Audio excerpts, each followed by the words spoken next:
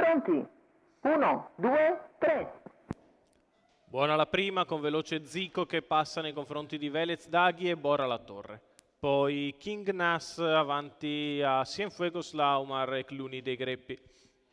Si va sulla prima piegata con Zico che guida, Velez Daghi in seconda posizione, in terza Bora La Torre. Come prevedibile tra i penalizzati il più veloce è stato King Nas, che ha sfruttato la sua rapidità iniziale per portarsi quarto avanti a Cluny dei Greppi e a Cienfuegos Laumar.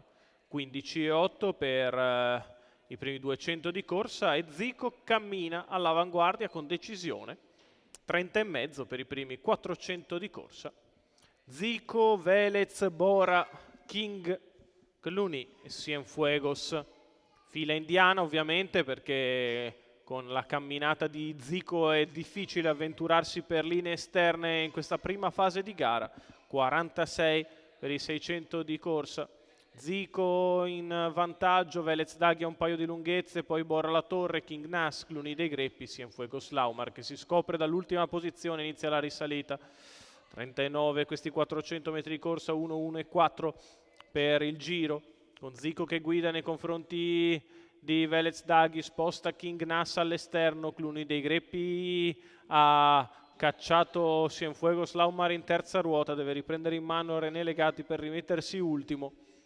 King Nas al chilometro passato in 1,17,2 ora passa all'attacco e va su Zico con decisione a un giro dalla fine. 14,3 sotto alle tribune, il primo parziale di King Nas che mette sotto pressione l'avversario.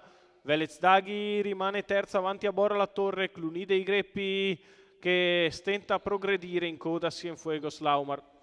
14,5, c'è un 28,8 di quarto non scritto per King Nas che mette sotto pressione Zico e tende ad avvantaggiarsi a 500 metri dalla conclusione. King Nas che passa nei confronti di Zico all'imbocco dell'ultima curva, c'è un 14,2 ancora, 2 minuti e 2 decimi per il miglio di gara. Va di fretta King Nas che prova la fuga a palo lontano, Zico rimane secondo, poi Cluny dei Greppi, quindi Bora La Torre all'ingresso dell'addirittura d'arrivo. King Nas in nettissima evidenza nei confronti del resto dei rivali che lottano le piazze. King Nas nel finale si distende ulteriormente, vince come vuole, mentre la lotta per il secondo posto vede emergere Velez Daghi all'interno di Zico.